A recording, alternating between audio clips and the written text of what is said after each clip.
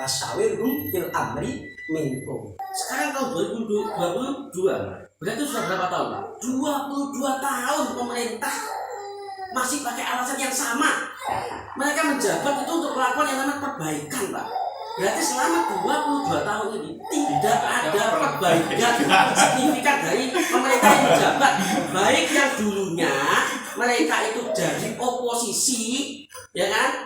Kemudian jadi oposisi, mereka naik jadi pemerintah ataupun jadi koalisi, sama saja. 22 tahun kita sia-sia Pak. Kenapa? Diskusinya hanya ini saja.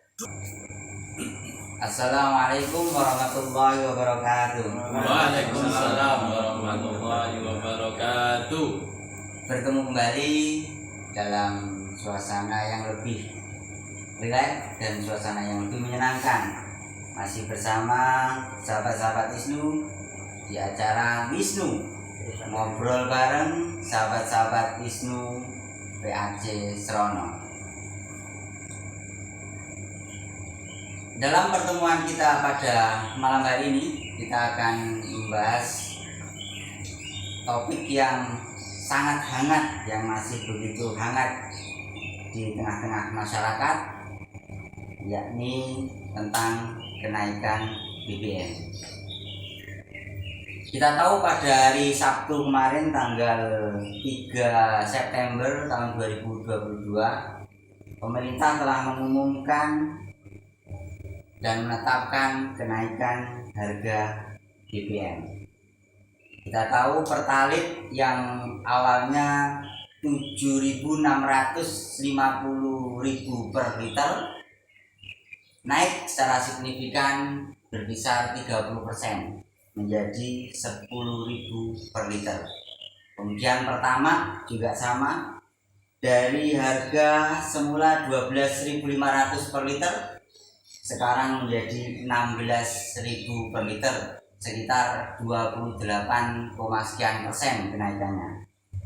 Yang tidak kalah tinggi lagi kenaikannya yakni dari solar yang asalnya 5.150 rupiah per liter menjadi 7.200 rupiah per liter. Masih bersama kami di Wisnu ngobrol bareng sahabat-sahabat Wisnu. Oke, malam hari ini kita tidak sendirian, kita ditemani oleh sahabat-sahabat Wisnu dari Kecamatan Serono.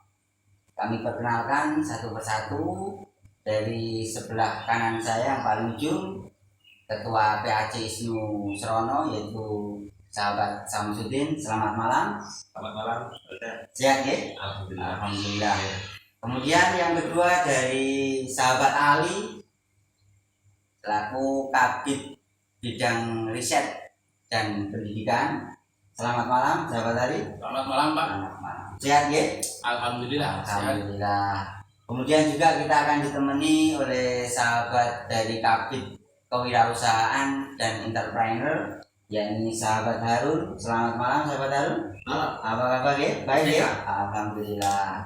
Terus juga kita akan ditemani lagi oleh sahabat kita dari Kabid Keagamaan, yakni sahabat Abdul Syukur. Selamat malam. Apa kabar?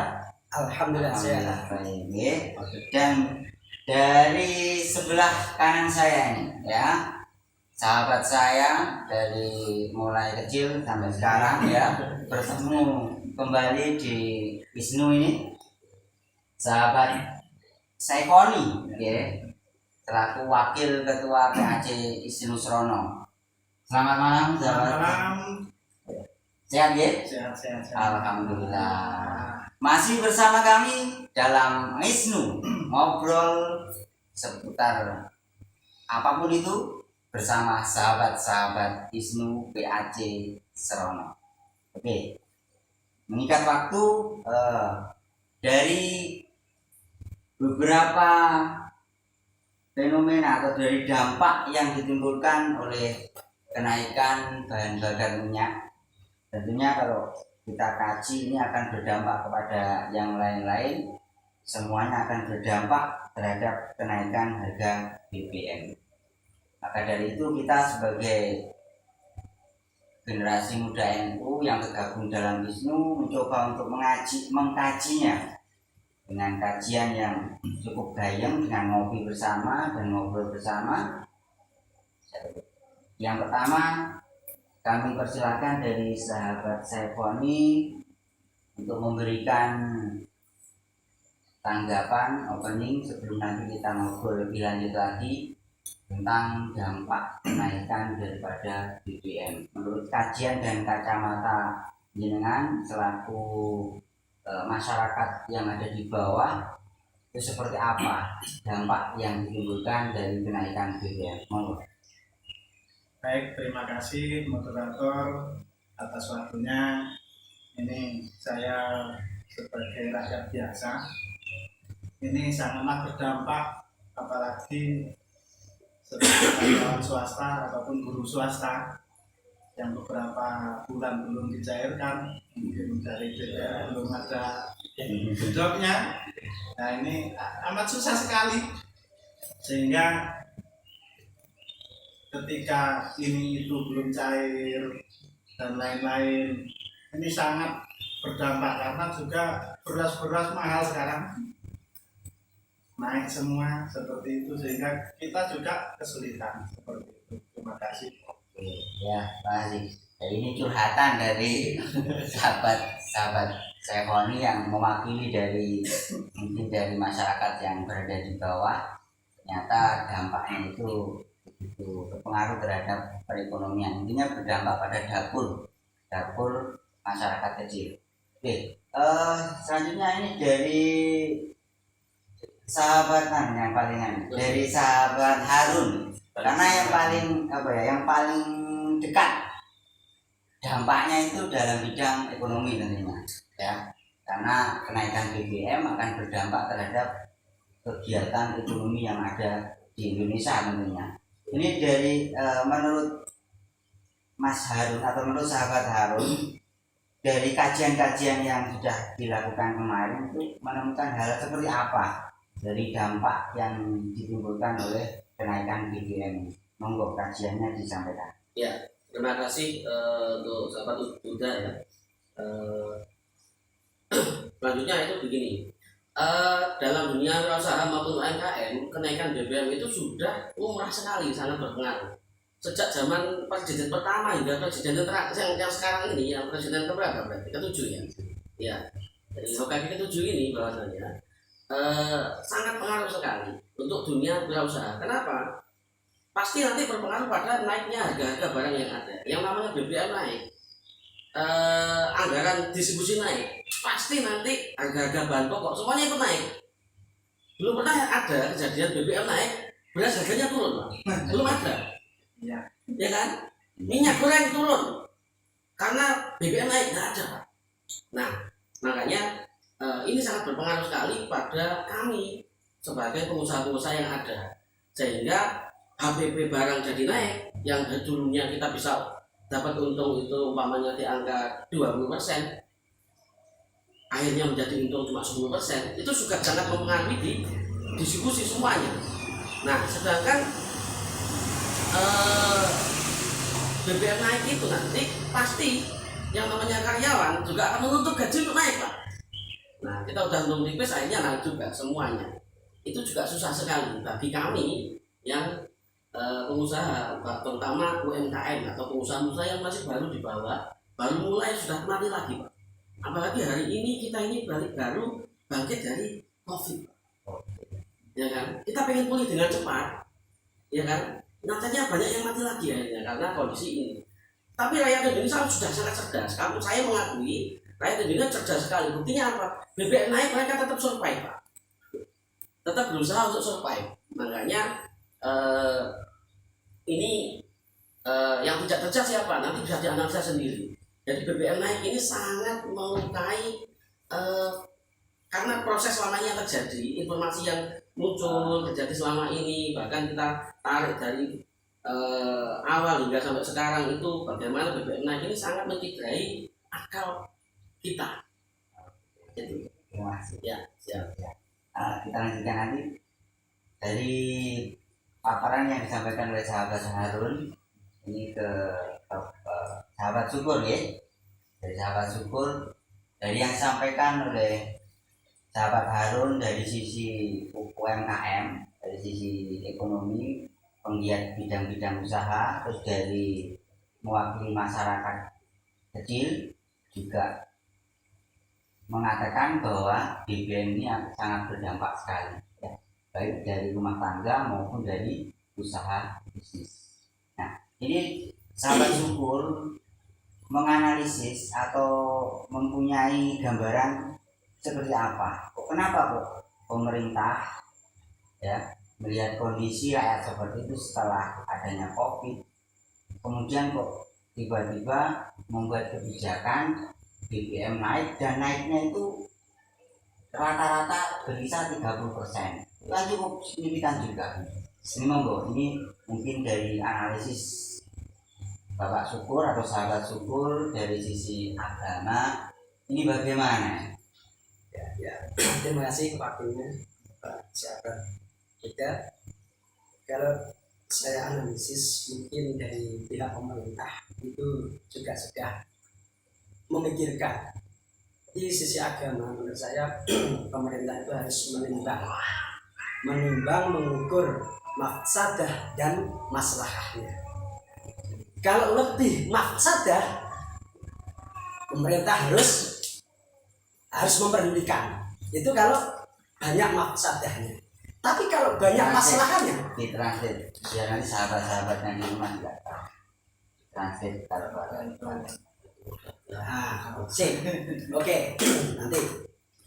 Kalau banyak masalahnya, itu pemerintah bisa melanjutkan. Artinya mafsadah itu bisa dampaknya kepada masyarakat rakyat kecil tidak bisa makan, itu ya mafsadahnya.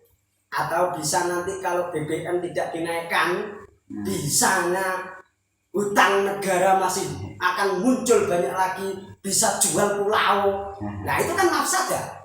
Nah itu kalau dampaknya bisa jual apa itu? Jual pulau. Nah kita wajib untuk mendukungnya, wajib, karena akan merusak negara. Tapi kalau merusak rakyat, nah ini kita harus pemerintah harus memikirkan. Ya, itu sisi masalahnya di situ tadi tentang menjual pulau. Kalau mafsadahnya merusak apa yang disampaikan oleh Mas Harun tadi, jadi wirausaha jadi sulit. Rakyat kecil akan membeli beras sulit. Nah itu mafsadahnya lah. Pemerintah itu wajib untuk tidak menaikkan BBM. Nah seperti itulah pandangan saya. Oke, sementara. Ya. Terima kasih dari sahabat Syukur. Dari sisi akademik, setelah ini akan kita dengarkan dari sahabat Ali bahwa lagi-lagi pemerintah itu alasan yang klasik itu dua untuk menaikkan BBM, karena membebani anggaran APBN, dan yang kedua karena kurang tepat sasaran subsidinya. Ya memang kita tahu anggaran APBN yang diserap dari yang itu berkisar antara berapa, dari 100 triliun menjadi 500 triliun ya, sekitar itu ya, menjadi 3 kali lipat karena ada beban dari subsidi yang katanya lagi itu adalah kurang tepat sasaran. Juga dari kajian akademik Mas Ali bagaimana? Dari alasan-alasan pemerintah yang klasik ini Anda menyikapinya, punya pandangan seperti apa? Oke, terima kasih Saudara Huda. Saya sebagai seorang saintek, saya ingin mencoba menanggapi soal kenaikan BBM yang dilakukan oleh pemerintah. Kalau dalam sains itu kalau di fisika itu ada istilah keseimbangan. Keseimbangan itu kalau di termodinamika, kalau di energi itu ada istilah kekekalan energi. Nah, kalau ada kekekalan energi. Kekekalan Jadi energi. energi itu tidak bisa diciptakan, juga tidak bisa dihilangkan. Nah, butuh kesetimbangan. Nah, kalau ini pemikiran ini kita aplikasikan, kita arahkan ke pemerintah, oke lah. Untuk menstabilkan ekonomi, mungkin pemerintah akan menaikkan harga BBM untuk menstabilkan. Oke, kalau dari sini saya oke. Tetapi yang membuat masalah, yang membuat kurang saya setuju, itu arah dari menaikkan BBM itu ngarahnya kemana dulu? Kita harus tahu dulu. Apakah benar-benar mensejahterakan rakyat atau memang mensejahterakan kelompok-kelompok tertentu? Oligarki. Nah, langsung mengalah ke pemerintah. Jangan lagi viral itu ya, kata-kata itu. Nah, uang tadi itu yang membayar, yang membeli itu masyarakat, tetapi yang menerima untungnya itu kan Pertamina itu miliknya negara. Kita bisa lihat setelah kenaikan BBM ini, pejabat-pejabat dari Pertamina itu gajinya itu berapa? Coba kita lihat di berita-berita saja. Saya belum pernah membaca, cuma sekilas membaca di status suatu orang Jakarta, bahwa pegawai Pertamina itu gajinya itu naik. Nah, ini yang menjadi problem kan. Ketika masyarakat membeli BBM harganya naik, kalau pegawai orang-orang pemerintah, misal orang-orang pemerintah, saya nggak misalkan, sudah saya langsung menuju orang-orang pemerintah, itu beli BBM naik, memang harganya naik, tetapi gajinya juga naik. Permasalahannya kan di situ. Sedangkan masyarakat gajinya belum tentu naik, tetapi membeli BBM naik. Nah, sekarang kalau pekerja pemerintah, kalau BBM naik, kemungkinan gajinya akan dinaikkan untuk menstandarkan harga BBM ini kan. Nah, ini yang menjadi permasalahan. Nah, saya yang kurang setujunya di sini. Jadi masyarakat kecil, apa untungnya dari masyarakat kecil apa? Nah, mungkin dari penyaluran BLT. Apakah penyaluran BLT itu tepat sasaran? Nah, oke lah. Data-data itu diambil dari desa, ditelusuri dari desa. Permasalahan pengambilan data-data orang-orang yang menerima BLT itu agar lebih cepat, kayaknya pengambilannya itu dari mungkin dari desa atau orang tertentu untuk mengambil data-data tersebut. Nah, orang yang mengambil data-data untuk mendapatkan BLT itu, apakah benar-benar mencari orang-orang yang tidak mampu? Nah, itu yang menjadi pertanyaan. Kalau tepat sasaran, oke lah.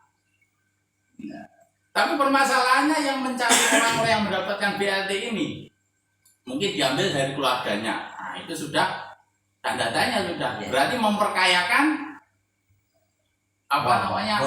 golongan sendiri. Jangan. Oke. Tambah lagi. Kalau memang ini pendapat saya, kalau ingin menaikkan harga BBM, nah kalau ini saya akan rempet dari sisi agama, katanya tadi ya, agar lebih tadi Ustaz, mafsadah gimana? Lebih menguntungkan. Nah, maslahat. Nah,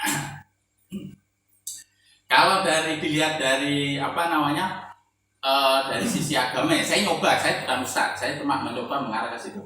Nah, coba kalau orang-orang yang di atas, orang-orang pegawai negara, orang-orang negara itu mau mendalami Al-Quran bisa memahami tentang ilmu sosial kalian, itu di hadapan orang-orang bawah itu adalah wah. Ketika kalian naik mobil, kalian di restoran itu sudah menjadi kecemburuan sosial. Itu menjadi sudah sifat manusia di Indonesia itu kalau tidak punya mobil menjadi hal yang strata sosial. Gimana itu maksudnya? Kalau tidak punya mobil berarti statusnya di bawah. Agar menaikkan dia membeli sebuah mobil. Lah mobil ini kan harus beli BBM. Nah, kalau pegawai pemerintah enak, ketika Pertamina naik, dia juga ikut naik.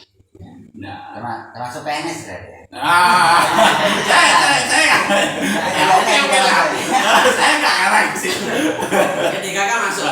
Tapi mengarah ke situ. Oke, iya. Ya, kita dulu. Sahabat tadi ya, nanti kita lagi. Masih semangat ini untuk masih daripada kebijakan dari pemerintah ini. Masih nanti dilanjutkan lagi. Oke.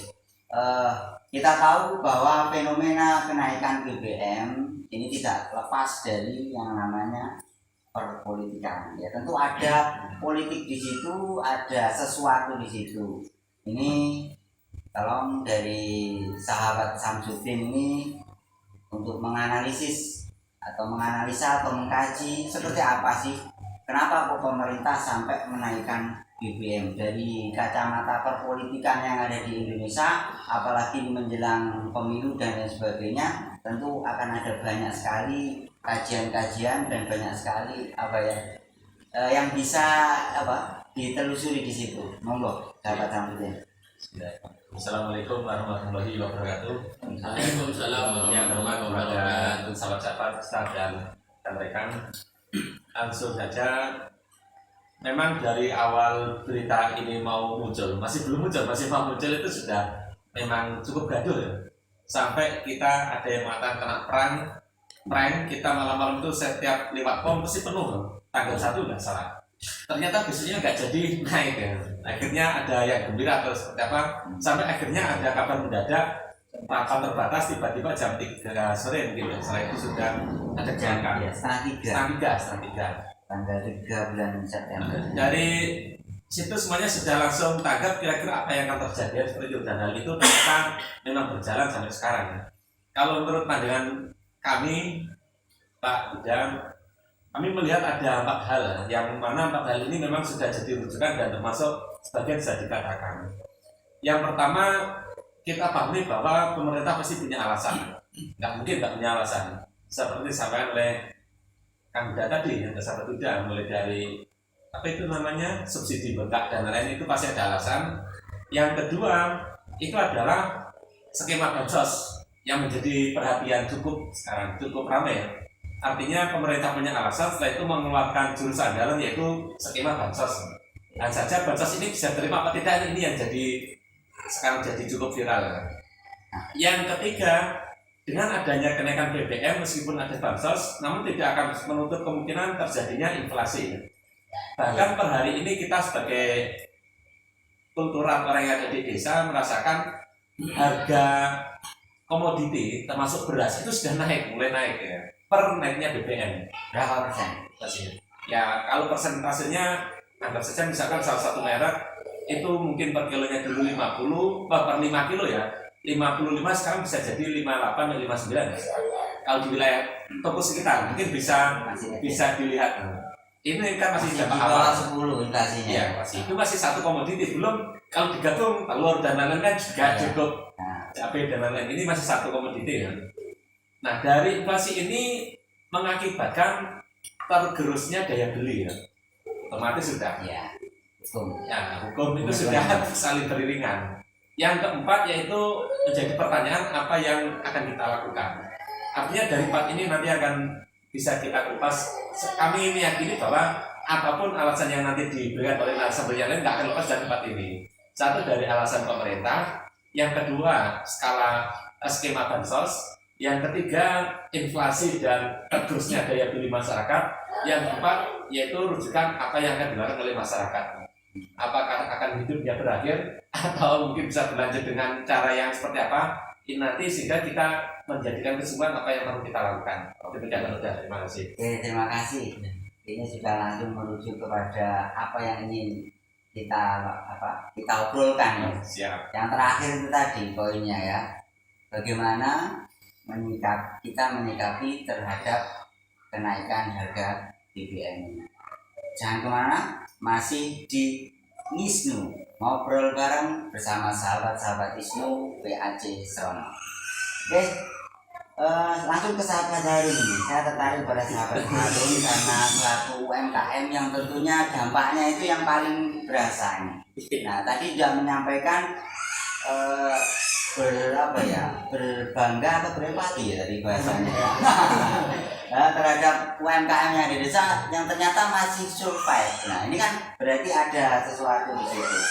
Ini menurut sahabat Harun, ini bagaimana menyikapi permasalahan-permasalahan tentang harga BBM agar nanti bisa berbagi pada teman-teman sahabat-sahabat Isnu yang di lain ya, sahabat-sahabat yang lain juga, bagaimana ya para UMKM ini tetap bisa survive di tengah-tengah inflasi yang mulai merangkak-rangkak. Mudah-mudahan tidak sampai di atas 10% merangkaknya. Oke, mau Pak, saya katakan. Ya, terima kasih sahabat. Saya luruskan pernyataan yang tadi dibilang bahwasanya berbangga kepada para UMKM yang masih bisa survive. Ya, saya sangat mengapresiasi terkait kecerdasan rakyat tingkat bawah. Rakyat bawahnya luar biasa. Mereka masih bisa survive. Seperti apapun pemerintah melakukan kebijakan yang sifatnya zalimi sekali pada rakyat.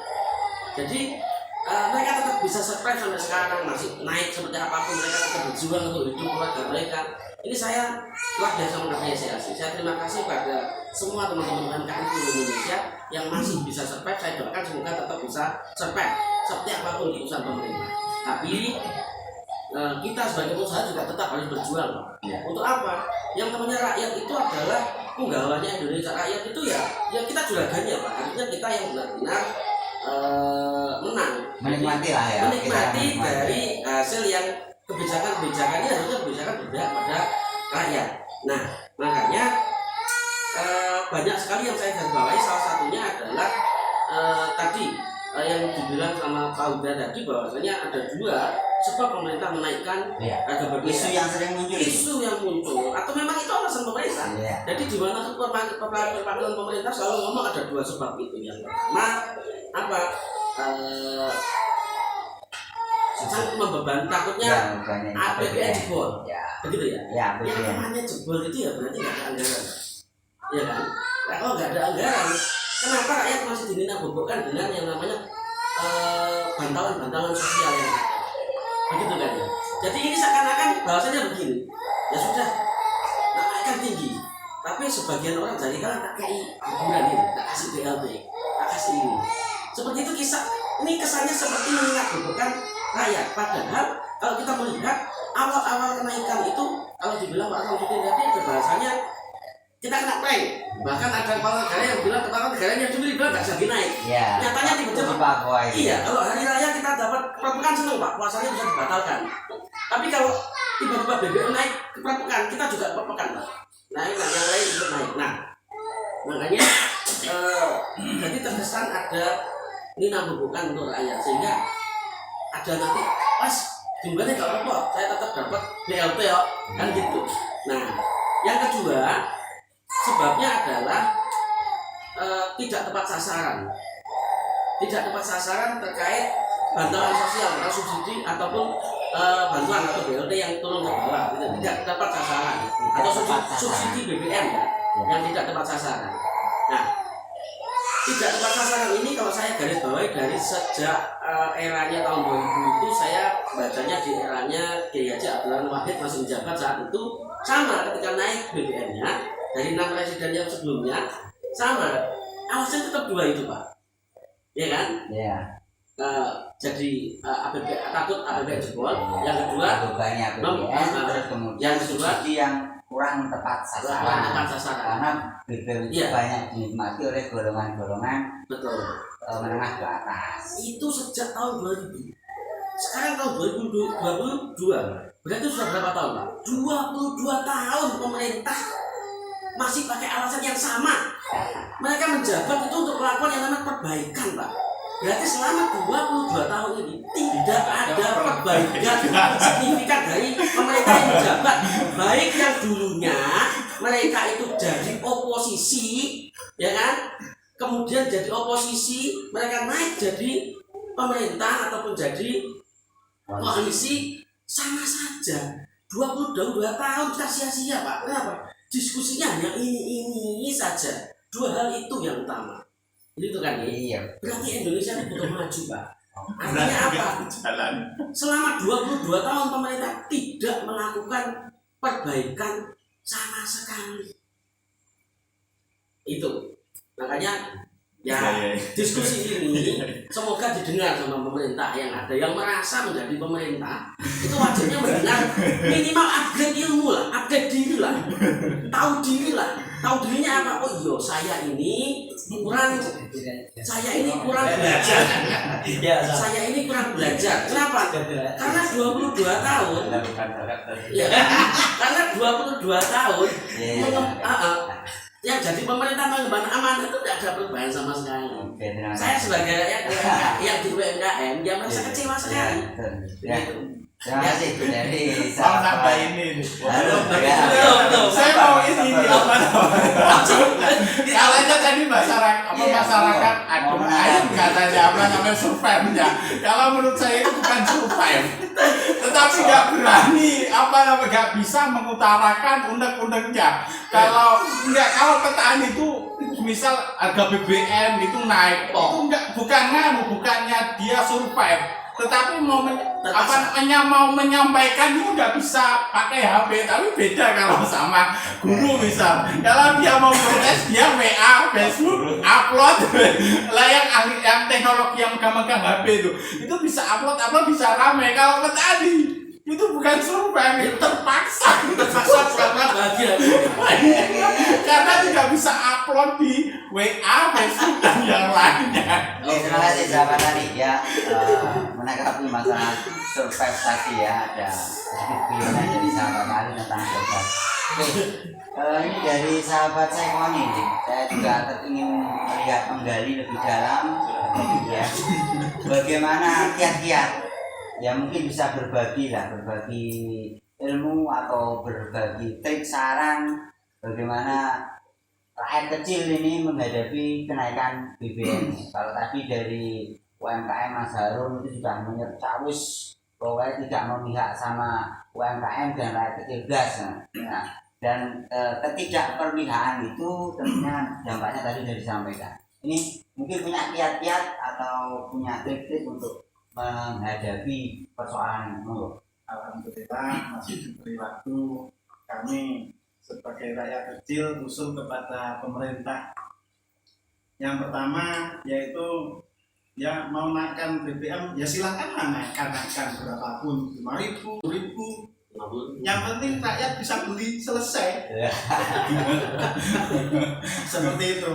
Tapi kami usul mungkin pertalit itu untuk rakyat kecil. Pokoknya yang punya sepeda motor pertalit. Yang punya mobil pertama. Terus untuk yang mobil angkutan sembako dan lain-lain ya pakai yang subsidi lah ya. Jadi ada kriterianya. Sehingga katanya enggak tepat sasaran tuh ya ditepatkan gimana? Itu saya sebagai rakyat itu begitu. Apalagi caranya tepat ya. Apalagi yang karyawan biasa gajinya enggak tentu. Naik dibayar ini.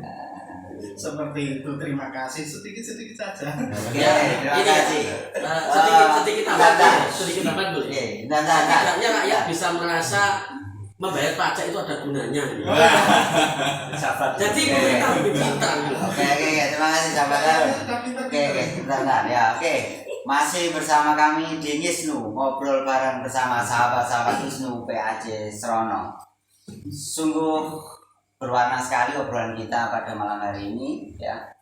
Begitu banyak unek-unek yang sudah disampaikan oleh sahabat-sahabat. Nah, sekarang kita ke sisi agama. Dari sisi agama bagaimana mungkin ada yang ingin disampaikan terkait kenaikan BBM dan mungkin bisa untuk ditularkan kepada sahabat-sahabat yang ada di luar sana. Monggo.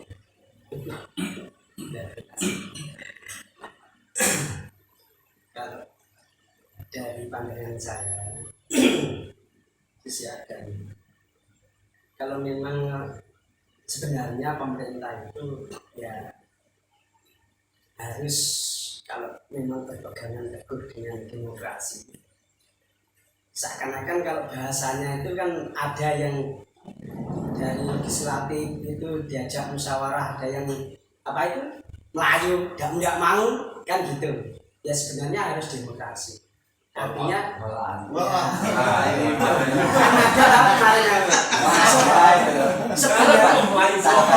sebenarnya kalau kita mengacu ke agama, kita kan selalu diperintah, dianjurkan untuk musyawarah.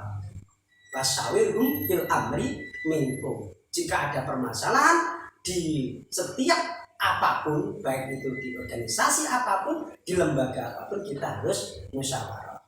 Jadi antara pemerintah dan legislatif atau DPR itu, wakil rakyat itu, kalau kita klopkan, kumpul jadi satu, membicarakan tentang kenaikan BBM. Terus tadi yang saya sampaikan membicarakan masalah keuntungan dan kerugiannya. Nanti kan bisa ditimbang. Kalau dinaikkan sekian, ini masih rugi apa tidak? Kalau tidak dinaikkan, rakyat masih membutuhkan tidak? Kan sebenarnya demikian itu. Kalau itu kumpul, insya Allah tidak ada orang demo. Tidak ada orang demo. Tidak ada orang demo, dan permasalahan-permasalahan juga akan cepat terselesaikan. Jadi intinya pemerintah antara yang menjalankan dan wakil rakyat ini klub jadi satu, musyawarah, itu intinya. Itu untuk pandangan agama. Wasyawirhum fil amri minkum. Dan Terima kasih. Dari dampak yang ditimbulkan oleh kenaikan BBM tadi dari sampaikan, yang pertama adanya inflasi, kemudian dari inflasi kenaikan barang itu juga akan menjadikan suku bunga acuan tinggi. Kemudian kalau ini terus berkelanjutan bisa nanti memicu stagflasi ya bahasanya. Terus kemudian pasar saham tertekan.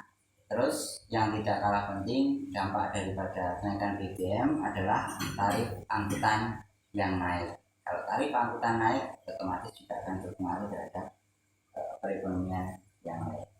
Oke, dari sisi sains, mungkin ada kajian dari sahabat Ali tentang bagaimana kiat-kiat menghadapi dampak yang ditimbulkan oleh kenaikan BBM. Kalau dampaknya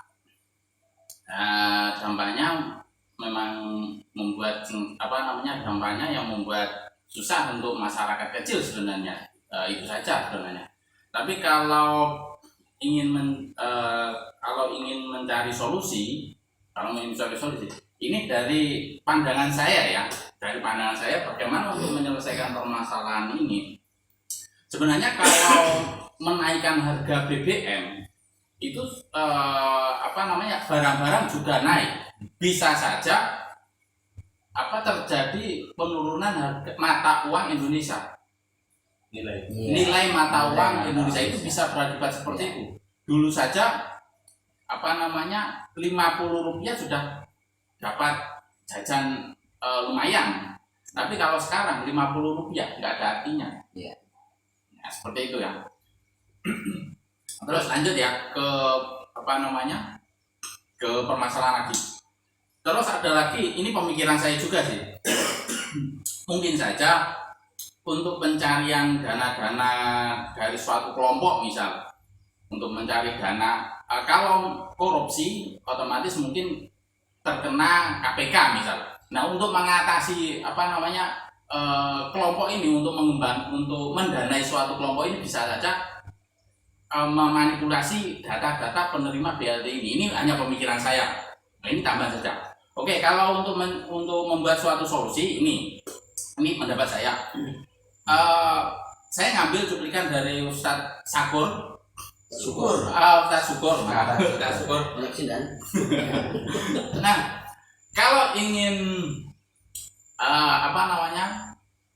mencari solusinya, itu bagian yang atas, bagian pemerintah, menteri-menteri atau DPR itu merendah, jangan mementingkan sosialnya. Jadi kalau sosialnya, saya menteri, saya anggota DPR harus pakai mobilnya harus mewah seperti ini. Nah, jangan sampai seperti itu. Jadi paling tidak menunduk untuk menyetarakan sosial.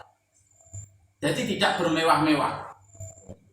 Tidak bermewah, itu yang pertama, tidak bermewah-mewah. Jadi masalahnya biasanya itu orang untuk menaikkan grade itu beli mobil yang mahal. Tetapi untuk BBM-nya nyari yang Pertalite yang lebih murah. Nah, itu juga menyengsarakan masyarakat kecil. Masyarakat kecil itu kendaraannya sepeda motor, masa suruh beli Pertamax.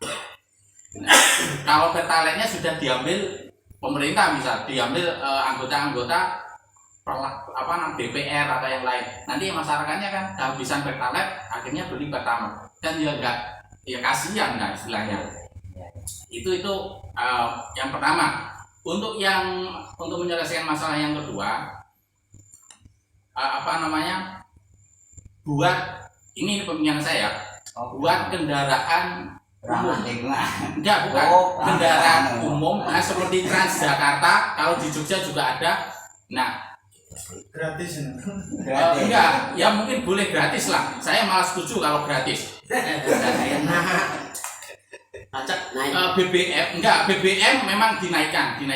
Tetapi harus kendaraan seperti Transjakarta itu harus terus berjalan. Akhirnya tepat waktu. Ketika orang bekerja, dia tidak menggunakan kendaraan.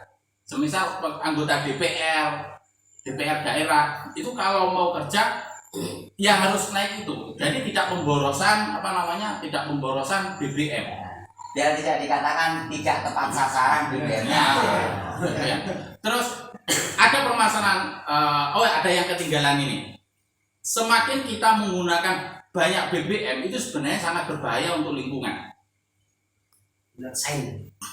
Kita semakin kita kendaraan bermotor itu menghabiskan bensin, membakar gas emisinya itu akan membuat efek rumah kaca. Akhirnya bisa terjadi pemanasan global. Akhirnya ya seperti itu, bumi akan cepat rusak. Itu kalau analisa sains ya. Sebenarnya untuk menaikkan harga BBM ini kalau pas tepat ini bagus, tapi masalahnya kalau tidak tepat ya, kalau menaikkan BBM ini tepat, nah jadi paling tidak kebutuhan penggunaan BBM ini berkurang. Kalau berkurang itu sangat bagus untuk lingkungan bumi, mengurangi emisi pembuangan ini. Itu dari saya. Oke, terima kasih dari sahabat Ali. Dari sahabat Ali tadi ada sisi mengkritisi dari pemerintah, lebih empati terhadap rakyat kecil, artinya seperti itu. Jadi untuk gaya hidup itu ya kayak rakyat kecil gitu ya. Tidak perlu bermewah-mewah dengan pakai mobil mewah dan lain sebagainya.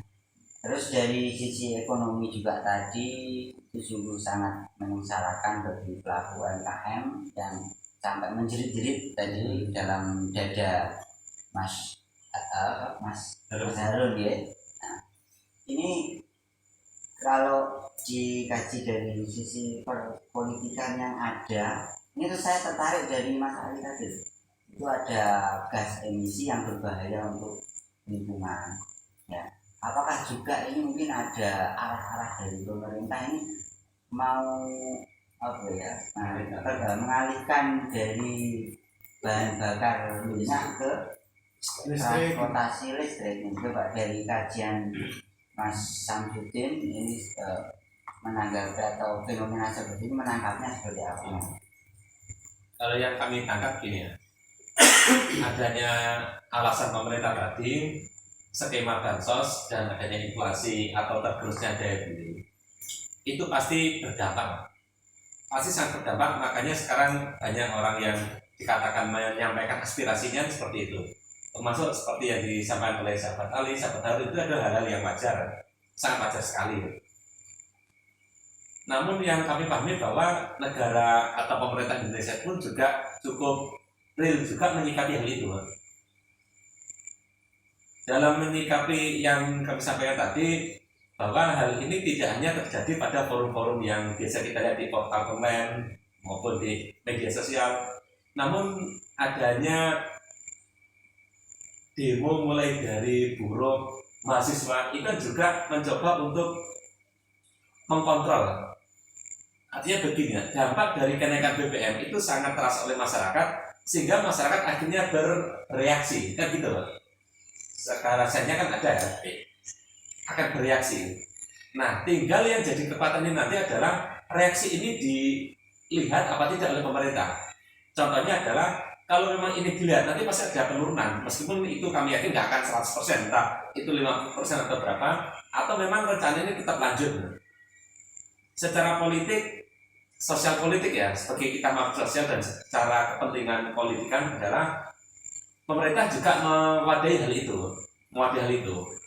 Kita tahu bahwa sebagai seorang buruh punya hak untuk menyampaikan aspirasi, bahkan sebagai mahasiswa itu juga punya hak untuk menyampaikan aspirasi. Di antaranya adalah mereka mencoba memfungsikan diri sebagai agent of change, mereka sebagai kekuatan. Yang kedua, mereka juga sebagai agent of control. Jadi memang mahasiswa itu punya hak untuk mengkontrol pemerintahan, karena kita memang pemerintahan kita bukan monarki tapi demokrasi, sehingga sangat wajar sekali apa yang disampaikan oleh sahabat Harun dan sahabat Ali, meskipun ya mungkin belum tentu semengerikan itu kan. Oh ini jolim, ini ide itu memang is okay, pasti ada arah. Namanya kita dalam berkepentingan itu kan ada arah suudon, tapi suudon kita lebih pada evaluasi kan, seperti itu. Bedanya dengan majelis rasa-rasa kan beda, kita enggak, tapi kita lebih ilmiah dengan alasan dan bukti yang konkret. Namun dari hal itu memang pemerintah menurut kami masih membuka ruang itu, bukan berarti kok nggak setuju langsung ditindak dan seperti sementara enggak, sementara. Artinya hal ini wajar. Wajarnya yang pertama memang pemerintah memiliki hak untuk melakukan hal itu. Yang kedua, rakyat dan masyarakat memang punya hak untuk menyampaikan aspirasi sebagai bentuk reaksi dari apa yang dialami atas tindakan dari pemerintah tersebut. Terkait penilaian memang kita akan subjektif, artinya pada saat orang yang di pemerintah pasti akan pro, tapi bagi orang yang di luar pemerintah pasti juga akan kontra, karena hal ini memang dampaknya tidak hanya 22 tahun ini. Saya yakin hal ini bisa jadi 10 tahun yang akan datang. Isu tentang BBM juga akan tetap sama seperti ini. Satu, ya membebani APBN. Yang kedua, maka akan terjadi namanya subsidi yang tidak tepat sasaran tadi. Ya tetap fokus kami adalah solusi dari apa yang sudah terjadi sekarang. Satu, aksi dari masyarakat. Jadi masyarakat sudah mencoba beraksi, hasilnya seperti apapun kita tetap pada ending terakhir apa yang akan kita lakukan.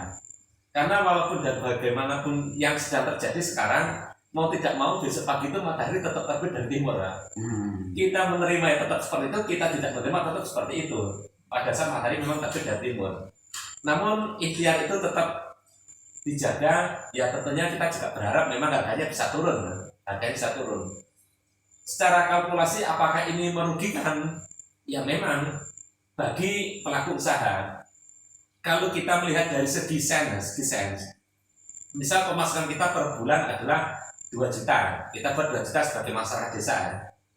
Kalau mungkin dulu alokasi untuk BBM itu mungkin kita ambil 30% dari alasan pemerintahan melalui BPS dan surveinya, sehingga diberikan bantalan 150 per bulan sampai 4 bulan. Padahal BBM ini kan naiknya seterusnya, bantuannya hanya 4 bulan, dan 4 bulan ini sebagai bentuk untuk transisi kan, maksudnya seperti itu. Tapi tidak hanya pada BBM, namun pada saat daya beli tergerus karena inflasi itu tadi, akhirnya yang harusnya bisa menyisihkan untuk tabungan masa depan anak itu akhirnya keluar menjadi kos untuk pengeluaran. Endingnya adalah kita ya harus kerja keras agar pemasukan kita menjadi bertambah.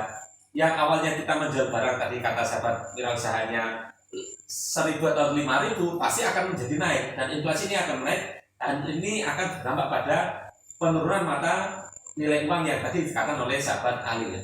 Namun kalau kita tidak bisa mengikuti perubahan ya kita akan tertinggal, mau nggak mau. Ya endingnya adalah tetap kita survive mencari win-win solution atas hal ini, dan tentunya kita tetap berdoa semoga pemerintahan sekarang bisa mengerti keadaan rakyat, dan semoga pada saat yang akan datang nanti juga akan lebih mengerti lagi. Seperti itu Mas Ali dan Mas Sudah. Terima kasih sahabat-sahabat dimanapun berada, masih bersama kami Wisnu, ngobrol bersama sahabat-sahabat Wisnu PHJ Serono. Sudah panjang lebar, untuk statement selanjutnya kita akan mendengarkan closing dari teman-teman sahabat Wisnu, karena juga waktunya durasinya sudah begitu lama. Yang pertama dari sahabat Saifoni, membuat statement closing sedikit aja yang disampaikan. Alhamdulillah, ini terkait data BBM. Kami sebagai rakyat tentunya bumi, air, kekayaan alam di dalamnya dikuasai oleh negara, dan sebesar-besarnya untuk kemakmuran rakyat itu benar-benar diselesaikan, benar-benar disalurkan ke yang berhak, seperti itu. Jangan sampai kekayaan alam yang terkandung ini hanya untuk rakyat-rakyat itu aja, tidak rakyat yang seluruhnya, seperti itu. Terima kasih. Terima kasih. Selanjutnya dari sahabat Syukur, kata-kata closing akhir ini. Ya, terima kasih untuk menghadapi pemilu yang datang. Katanya Mas Adam tadi kan ada bahasa lain, maka saya akan memberi statement satu dari kitab Al-Nasi'in. Dijelaskan bahwasanya Rasulullah itu bersabda, "Idza fusidal amru ila ghairiha fantari usaha." Jika sesuatu hal diamanatkan kepada orang yang tidak tahu, tidak mengerti, maka tinggal menunggu kehancurannya. Itu saja. Terima kasih sahabat. Selanjutnya sahabat Harun, statement closingnya. Ya. Mungkin bisa menyampaikan ke pemerintah. Ya, ini statement closing ya. Kami dari wakil pengusaha ataupun rakyat yang di bawah, kita juga ingin apapun kebijakan pemerintah itu sesuai dengan Pak Saifoni tadi, apapun kebijakan pemerintah itu tolonglah pemerintah memihak kepada rakyat, sehingga rakyat ini bisa nyaman kepada pemerintah sudah ada, dengan adanya bahasanya adanya semua sumber daya itu untuk rakyat, semua keputusan untuk rakyat, begitu ya. Terus harapan kami juga pemerintah tolonglah upgrade ilmunya agar tidak hanya itu aja yang dibahas ya. Jadi terus yang ketiga, saya sangat setuju tadi dengan kata Pak Ali, ini juga bukan sanggahan ya, tapi juga statement juga bahwasanya tolonglah yang ada di atas sana lebih punya adab, bahasanya begitu kalau Pak Ali tadi. Kalau BBM naik ya kendaraannya jangan naik juga, begitu. Karena kami ingin semua kebijakan ini berpihak pada rakyat. Ya, terima kasih. Terima kasih. Monggo sahabat Ali untuk statement closingnya. Ya, terima kasih. Kalau besok matahari terbit kita kerja, terus kerja tanpa orang atas memperdulikan, yang percuma saja. Kita yang bawah sebagai babu juga, kita sebagai pekerja kasar. Tetapi paling saya berharap dari atasan, dari pemerintah, aparat pemerintah, DPR itu adalah wakil rakyat, ya mewakili rakyat lah. Kalau rakyat seperti ini, bagaimana solusinya untuk membahagiakan rakyat? dengan mengambil tenaganya rakyat untuk kesenangannya pribadi. Paling enggak saya setuju dengan saudara Harun bahwa ilmu harus upgrade. Berarti kalau ilmu upgrade, nah kalau ilmunya upgrade, wawasannya luas dan bisa menyelesaikan suatu permasalahan. Bagi masyarakat permasalahannya adalah kemiskinan. Kalau anggota-anggota yang di atas itu ilmunya upgrade, insya Allah bisa menyelesaikan permasalahan-permasalahan yang di bawah. Ketika BBM naik, masyarakat di bawah tidak merasa sengsara. Kenapa? Karena ilmunya di-upgrade. Tapi ada lagi, di samping upgrade, ilmunya jangan dibuat mencelakai masyarakat. Jangan sampai dibuat menipu masyarakat. Pintar tapi tidak ngakali gitu ya. Oke, terima kasih. Pintar tapi amanah. Pintar tapi amanah, kebijakan pemerintah jangan menyengsarakan rakyat kecil. Statement dari sahabat Ali. Oke, untuk closing dari ketua PAC, monggo Pak sahabat Samsudin. Segala sesuatu, setiap orang tempati posisi pasti akan merasa paling baik. Meskipun itu baik itu juga tergantung dari sudut pandang mana. Yang pertama, sebagai pemerintah pasti merasa ini adalah keputusan terbaik, dan bagi rakyat berpendapat pun mungkin itu juga keputusan terbaik bagi menurut rakyatnya. Itu. Terus yang paling penting adalah dikatakan ini sudah permasalahan lama semakin naik, juga diikuti dengan masyarakat pun juga mengikuti dari perkembangan itu. Artinya masih bisa survive tadi, sehingga tetap solusinya adalah menjadi pribadi yang lebih produktif. Apakah itu melalui peningkatan produksi, pembukaan lapangan kerja, ataukah mungkin melalui ketahanan pangan. Contoh misalkan halaman atau pekarangan itu bisa nanti dibuat tanaman terong atau kangkung sebagai wujud dari ketahanan pangan, itu bisa. Maksudnya adalah kalau kita tidak berubah, kita yang akan ditinggal. Dan hal ini memang terjadi di beberapa wilayah, baik negara maupun bangsa juga sama hal seperti ini, sehingga tetaplah menjadi pribadi yang produktif, tetap yang berintegritas, dan barangkali pemerintah mendengar ya, semoga juga menjadi mawas apa yang harus dilakukan sehingga saya bisa lebih adil, baik itu dari segi pandangan pemerintah maupun pandangan rakyat. Terima kasih.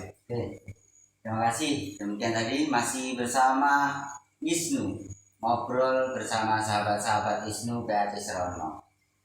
Dampak kenaikan BBM sangat berpengaruh terhadap perekonomian masyarakat Indonesia terutama. Dari Kementerian Keuangan, kalau bisa dilihat dari Kemenku.id, itu ada beberapa tips. Yang pertama, mungkin masyarakat bisa mengurangi pengeluaran konsumtif untuk menanggulangi dampak dari kenaikan BBM. Kemudian yang kedua, ketika berkendara mungkin bisa memaksimalkan jumlah penumpang yang tadinya mungkin sendiri bisa berboncengan, yang mungkin mobilan sendiri bisa berempat dan seterusnya. Kemudian yang ketiga, mungkin dengan solusi menggunakan moda transportasi non BBM, yaitu jalan kaki atau bersepeda. Ini solusi juga. Kemudian yang keempat, solusi yang keempat yang ditawarkan oleh Kementerian Keuangan ini adalah mengurangi kegiatan keluar rumah. Berarti stay at home, berada di rumah. Sahabat-sahabat semua yang ada di rumah, inilah tadi obrolan kita bersama sahabat-sahabat PAC Serono. Ada warna di sini ya. Dengan warna itulah menyebabkan PAC Isnu Serono semakin cantik dan semakin tentunya menyenangkan untuk kita berdiskusi bersama. Warna inilah yang menyebabkan PAC Serono akan tetap solid, karena dalam warna ini akan menjadikan hidup penuh dengan arti dan keindahan. Kita akan ketemu lagi di Isnu, ngobrol bersama sahabat-sahabat PAC Serono, Isnu Serono. Terima kasih. Saya Nurja. Wassalamualaikum warahmatullahi wabarakatuh. Waalaikumsalam warahmatullahi wabarakatuh.